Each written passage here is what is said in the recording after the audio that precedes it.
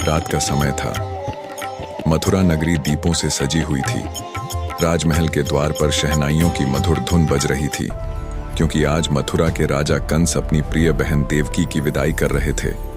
रथ को सुनहरे फूलों से सजाया गया था।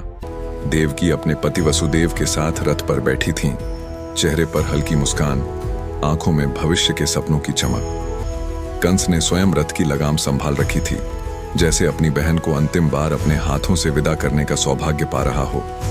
परंतु भाग्य को कुछ और ही मंजूर था।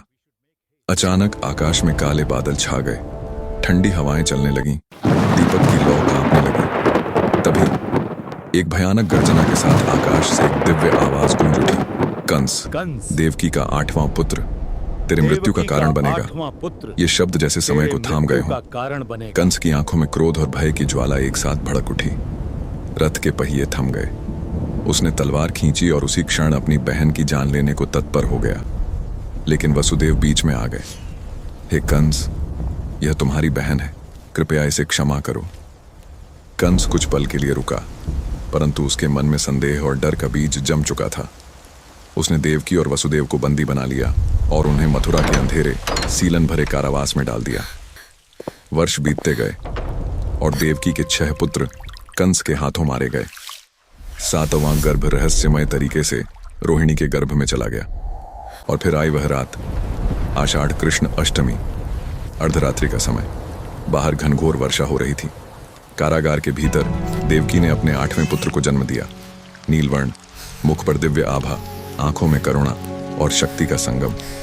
वसुदेव ने देखा तो जैसे समय ठहर गया। उसी क्षण कारागार के ताले अपने आप खुल गए, पहरेदार गहरी नींद में डूब गए और एक दिव्य आदेश वसुदेव के मन में गूंज उठा। इस बालक को अभी गोकुल ले जाओ, वहीं उसकी लीला प्रारंभ होगी। वसुदेव ने उस दिव्य बालक को अपनी गोद में उठाया और एक टोकरी में सावधानी से रख दिया। बाहर वर्षा की धाराएं अब और तेज हो चुकी थीं, पर कारागार का हर द्वार अपने आप खुलता चला जा रहा था, मानो स्वयं सृष्टि उनके मार्ग को प्रशस्त कर रही हो। वसुदेव भारी मन से कारागार से बाहर निकले। अंधेरी रात, दूर दूर तक केवल बादलों की गड़गड़ाहट और वर्षा का शोर सुनाई दे रहा था। उनके सामने उफनती हुई यमुना नदी थी। लहरें ऊंची उठ रही थीं। जल का वेग इतना था कि एक साधारण मनुष्य के लिए पार करना असंभव लगता। परंतु वसुदेव आगे बढ़े। हर कदम के साथ जल उनके घुटनों से, कमर से और फिर कंधों तक पहुंचने लगा। तभी आकाश में बिजली चमकी और वसुदेव ने देखा, उनके सिर के ऊपर सहस्त्र फनों वाला दिव्य शेषनाग फैल चुका था, जिनके फनों की छाया में बालक कृष्ण पूरी तरह सुरक्षित थे। लहरें गरजती रहीं, वर्षा बरसती रही, पर वसुदेव दृढ़ संकल्प के साथ आगे बढ़ते गए। ऐसा लग रहा था जैसे स्वयं यमुना माता उनके चरणों को मार्ग दे रही हों। अंततः वे नदी पार कर गोकुल पहुंचे।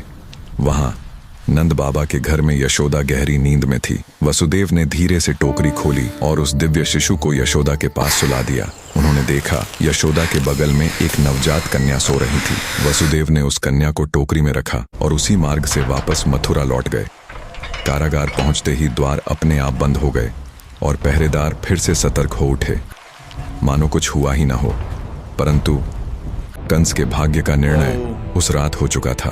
अब मथुरा ही नहीं, संपूर्ण ब्रह्मांड एक नई लीला का साक्षी बनने वाला था।